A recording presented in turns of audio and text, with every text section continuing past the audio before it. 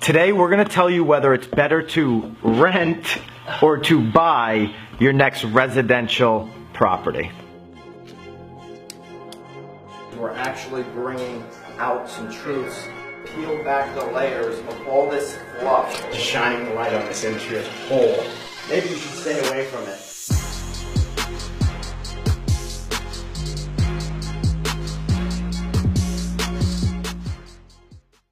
Hi everybody, welcome to Real Estate Raw and Uncut. This is episode 94. I'm Byron Lazine, joined as always by Tim Barre.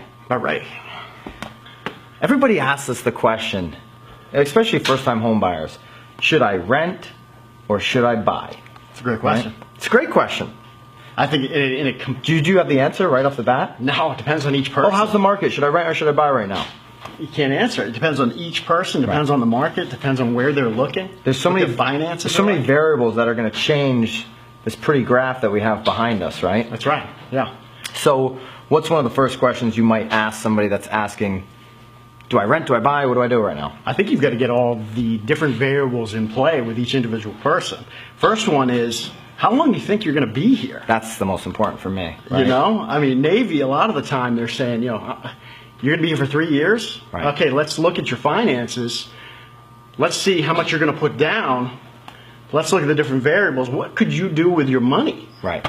You know what I mean? So how many times have you spoken to a first-time home buyer? This is my dream home.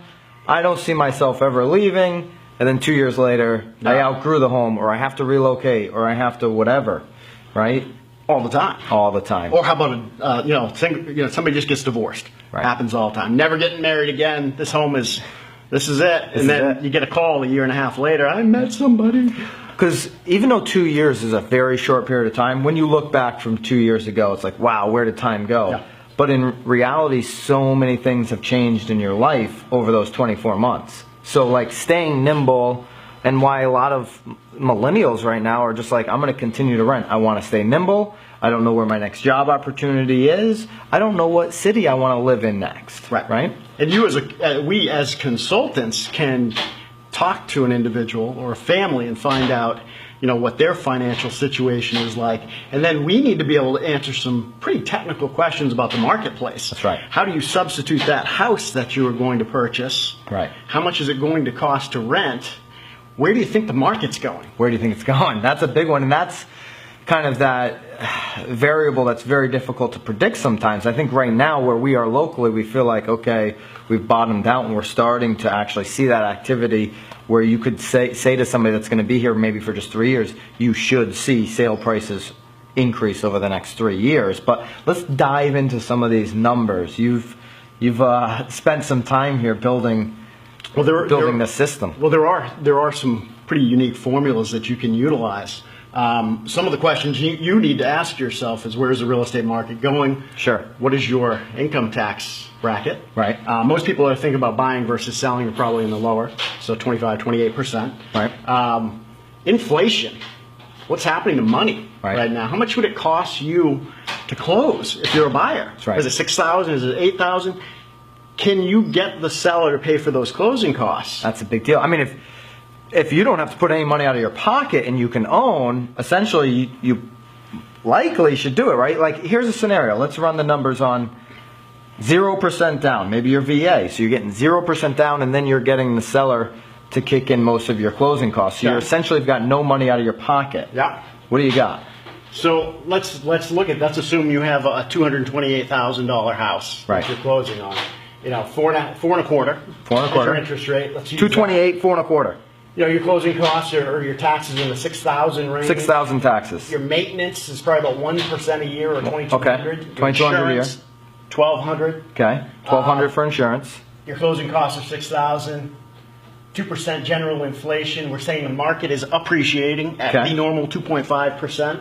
It's going to take you 2.5% compounded over the next 3 years. However many years. And it would a similar home $1,800 to rent. Okay. It would take you, you'd have to own that home 38 months. So you'd have to own that home 38 months to break even on that buy or rent scenario. Right. So if you are, you only know for sure you're going to be in that area 3 months, or 3 years rather, that's 36 months, you're very close. That's right. To your break-even point. What if the market doesn't appreciate by 2.5? Take that out. Go to zero. What if it goes to zero? Stays flat. Market stays flat, no improvement. 49 months. So if you're out in 36 months, you've got 13 months of, do I take a 1-year lease? Well, you better have plan B in place. Right. Because you're going to have to bring money to the table when you're getting ready to go in 3 years. And that's one scenario. So if we looked at somebody that was putting 20% down on their purchase. So that, you're buying, how much is the home? We're buying 228. Because that's the average in this region, so we're using that number. If you're putting 20% of that money down, you're basically taking, like Kevin O'Leary says on the Shark Tank, you're taking those dollars behind the barn and you're shooting them in the head. They're dead dollars to you. You're not going to be able to get them back. People love to say, oh, I put the 20% on. I have equity in my house. Well, you can get them back, but it's going to take you 73 months. 73 months to get those dollars back. So what if you put 5% down?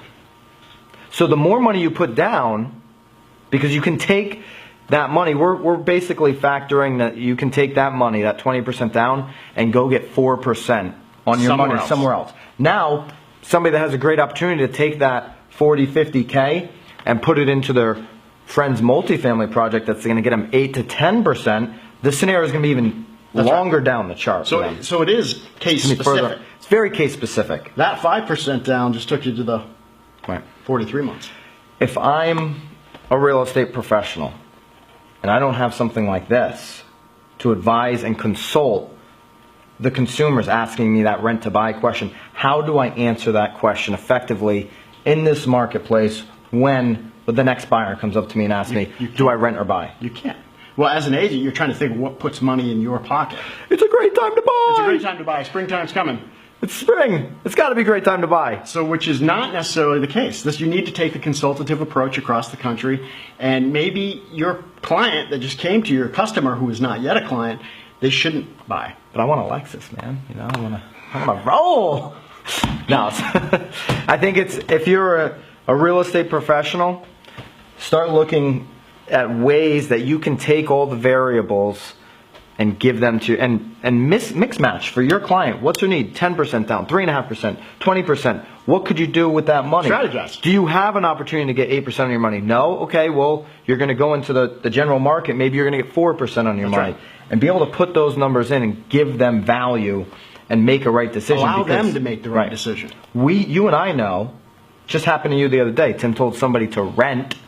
They had a specific lifestyle where the utility of buying outweighed the 20 grand that they were going to lose. She didn't mind bringing money to the table in 3 years. She didn't want to be, her peace of mind was worth more than that.